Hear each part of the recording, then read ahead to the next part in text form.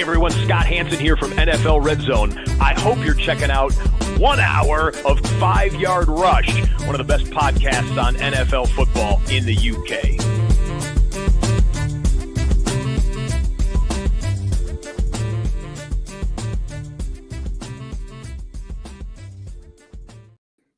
What is happening, Rush Nation? We are here. It is the weekend, and we're going to be talking about the last few games of the slate for this week. We did the first half. Obviously, some updates since then. Chris Godwin didn't practice yesterday. Jaden Daniels didn't practice yesterday. Terry McLaurin looks like he's going to be out. So there's going to be some flux. There's going to be some pieces. We also had a game. So the Seahawks won. They beat the Cardinals, which I was a little shocked about. They were pretty much in control for the most of it. The Cardinals kept it tight. Some late touchdowns there. Kyler getting dinged for an interception that wasn't on him hurts. But, you know, what I would say is go back and watch last night's flagship show because it was absolutely fire with BJ. He absolutely bought the game. Him and I went completely on opposite sides on a lot of things. And there's a lot of really interesting takes there, regardless of if you agree with me with BJ, you're somewhere in the middle.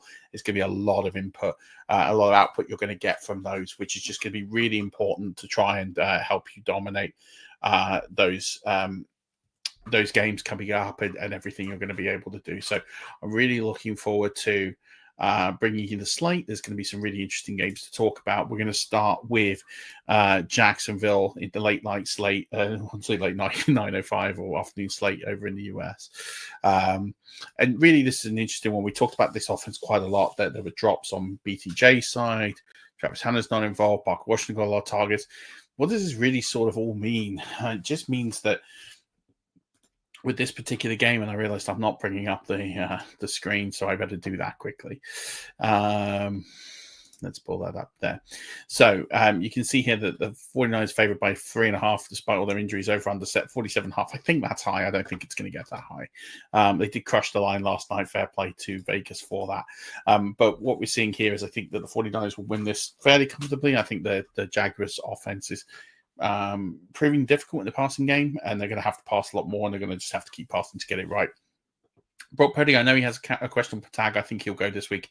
He's at 7. I have Trevor Lawrence at 27. It's just really not a startable spot here. He's not connected with the receivers. The passing game is pretty poor. It's not going to happen for them. So I'm just not there. And I'm fading Trevor Lawrence and most of the passing attack, as you're going to see here as we go through this. Christian McCaffrey, he's my running back 1 this week. You can start him with confidence. Travis Etienne, he is at 21 this week. Byshore Tootin has a questionable tag. He's at 35. If he can't go for whatever reason, wheels up Travis Etienne, he's going to get a significant increase in my numbers this week. We're looking at the receivers here. I have Ricky Pearsall at 17. He is questionable, but I expect him to go. Brian Thomas Jr. is down at 33. Travis Hunter is at 51. Parker Washington is at 61. Jawan Jennings is at 69. He's down there because he has the questionable tag, and I'm less convinced he is going to be able to go. So that's why he's down there. If he's up there, he'll be in somewhere sort of around BTJ numbers is where I would expect him to be. Tight ends here. Brenton Strange is at 17. I think he might get more and more workload. It's just hard to put him higher at a point. And Jake Tongs is at 23. He's a pretty okay, but not very low upside kind of player for you. I have the 49ers at 12. I have the Jacksonville Jaguars at 24. And then as for the kickers, Cam Little is at 13. Eddie Pinheiro is at 15. So they're kind of in the startable range. I imagine you've probably got other options here to go at. Rams and Colts, this is going to be an absolute barn burner here. Rams favored by 3.5, over and under 49.5. And I really like this game. I think this will be the game in the late window I'm probably going to be most interested in. I think it's got all the happenings of other than Chiefs Ravens, of course, is a big game as well. So I think these will be the two games I'm really focused on because I think we're going to learn a lot more about these two teams after this week. Daniel Jones, he's at 9 in my rankings. He's really been exceptional so far. I feel very good about him. Matt Stafford's at 16, could be very safe, good passable volume there. He's going to be fine. So you can start both options, but Stafford will just have a bit of a lower upside. Jonathan Taylor's at 2. I think it's a great matchup for him. Kyron Williams at 12. Great to see him return back to form last week. So again, I can start both of these players with significant confidence this week. Puka Nakua's at 1. Devontae Adams is at 6 this week. with a questionable tag. We'll keep an eye on that one. Michael Pittman's at 23, Josh Downs is at 54. Those are the four you can start in this game. And then as for the tight ends here, you have Tyler Warren at 4. I'm not worried about Tyler Higbee or anyone else. He's got a questionable tag as well. So he's down at 34 in my rankings. I won't be having him any higher. If anything, he'll go down from there. And then as for the defenses, Rams at 20, Indianapolis Colts at 25, both good offenses. Can't imagine these defenses are playable this week. And then the kickers right up there. Spencer Schrader's been money this season. He's at 5. Josh Carty's at 12. Definitely a really good kicker, but just probably lacks a little bit upside just because they keep scoring all the touchdowns. Next, we've got Raiders and Bears. Raiders favorite in this one at 1.5 points over and under set 47.5. Yeah, I'm not buying that. Like, I'm not buying the Bears as being the underdogs in this one, and I'm not buying and I'm not buying 1.5 being the line, even the 47.5. Like, you just think it's this Vegas have got this wrong in my eyes, but then I've been wrong so many times before and be burned when I do this. So yeah, we'll see what happens. But I think the Bears have got a good chance, and as a result, I've got Caleb Williams at 5 this week in my quarterback rankings. I think he's going to have a good game. Geno Smith's down at 17. I think he just is inconsistent from a fantasy perspective. And that's why I've got him where he is. Ashton Jeety's at 17, just struggles with the O-line. We broke that down in the show a couple of weeks ago. DeAndre Swift, he's at 29. He carries a questionable tag, which is why he's down that low. If I felt he was going to be 100%, I'd probably put him a little higher. Kyle Manangai, he's at 49. He might get a little bit of work. He's one I'll definitely be keeping an eye on to see if he does get then into Swift's workload a little bit more. Roman Dunze, he's at 9. Jacoby Myers is at 15. DJ Moore is at 32. Trey Tucker's at 41. I talked about him on last night's show, so feel free to go and check that one out. And then I have Luther Burden down at 75. He had a great game last week, but he's right in there with Donta Thornton and Omalade Zaccheaus. I just think he needs more volume before I can rank him much higher than that. He absolutely balled on the volume, but he's a player I keep watching, and I think maybe come to week 10 onwards, I think he's going to be in a good position. Brock Bowers, he's at 5 this week. Cole Kmet is at 27, and Corson Loveland is all the way down at 35 this week. He has also got a questionable tag. As for the defenses here, Chicago Bears at 19, Vegas Raiders at 29 this week, and then the kickers, we have Cairo Santos at 20, Daniel Carlson at 23. Other really top game in this sort of late window is, and the last one of the late window is the Chiefs versus the Ravens. Ravens favored by 2.5, over under 48.5. Feel that over under is a little soft, so it'd be interesting to see if the over can hit there, because I'd favor that. I think the over is what I fancy, and I think there's a lot of points here. Which is why I have Lamar Jackson at 2, and I have Patrick Mahomes as 8 as my quarterbacks this week. Both are must-starts play. You've drafted them as must-starts. They're must-starts this week. Derrick Henry had a bit of a rough time, but he's at 8. Expecting a bounce back at some point. Isaiah Pacheco and Kareem Hunt almost have got back-to-back 33 and 34. I think they're splitting the work. Isaiah Pacheco has seemed to have lacked a little bit of explosiveness here. As for the receivers, I've got Zay Flowers at 10, Marquise Brown at 49, Tyquan Thornton at 55, Xavier Worthy at 58. He is probably going to move up in my rankings. He's at 58. I know that he's come off the injury report, by just keeping an eye a little bit further. He will probably excel up into the 30s for me, just because I'm not quite sure with all that time out how good he is. But there's no doubts that in the coming weeks it'll be a lot higher. So he's going to get a revision in my ranks. Travis Kelce, he's at 11 in my tight end ranks. Mark Andrews at 14. Big breakout, big numbers last week, but Isaiah Likely is back. So I imagine that it's going to revert back to normal. And then I have the Ravens at 16, Kansas City Chiefs at 26 here. And then I have Tyler Loop at 2, Harrison Butker at 9.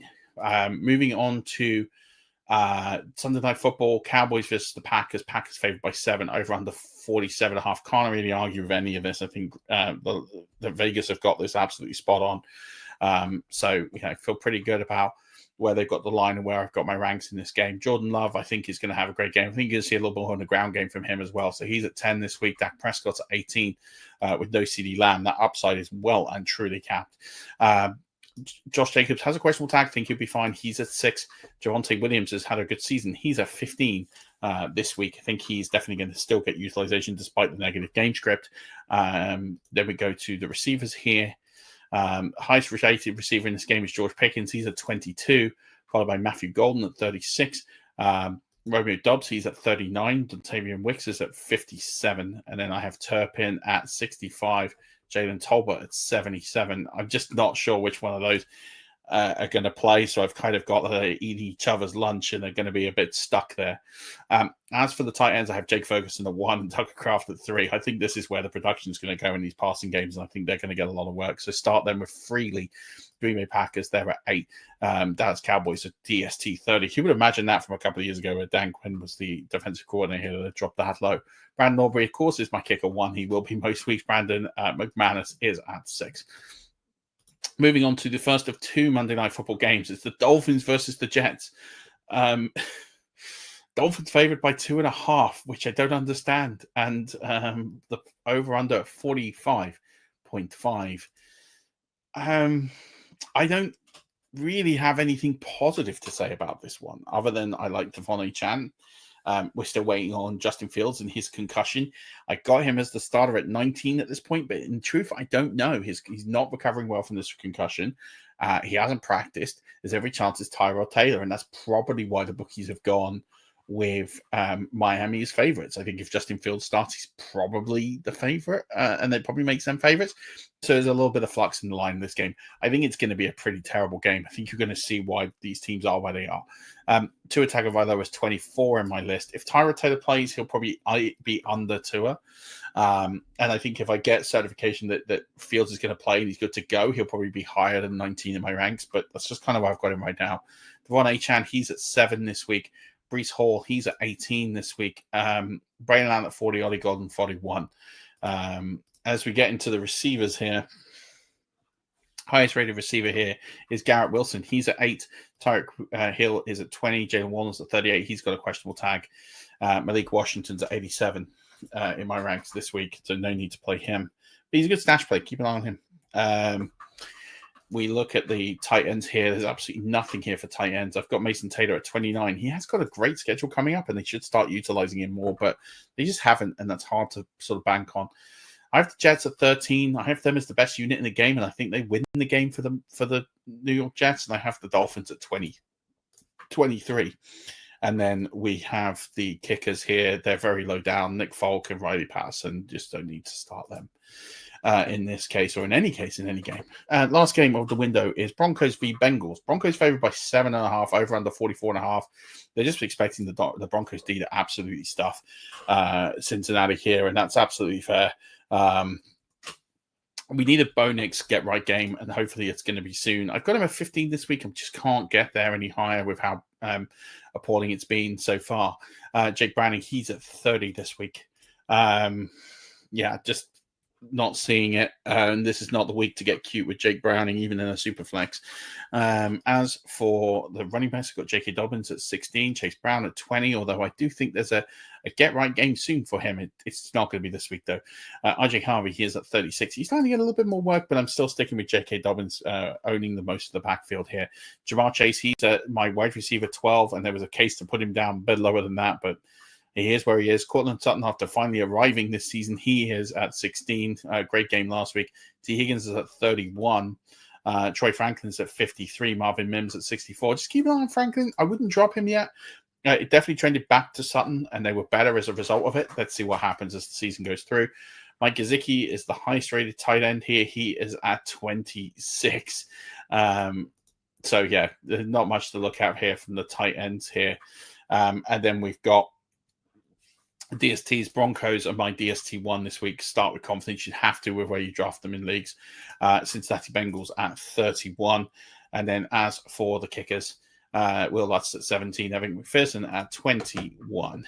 And that is going to do it. That is the matchup show and everything you need to know in week 4. Rankings will be in the Discord. Keep an eye on those. I'm going to give them a firm update tomorrow and a bit of a shake. So make sure you do that. Check those out and give us a like and subscribe. This is a lot of work that we do here. And watch last night's show you want to. Until then, Rush Nation, have a fantastic weekend. Good luck in week 4. Don't forget, as always, keep rushing.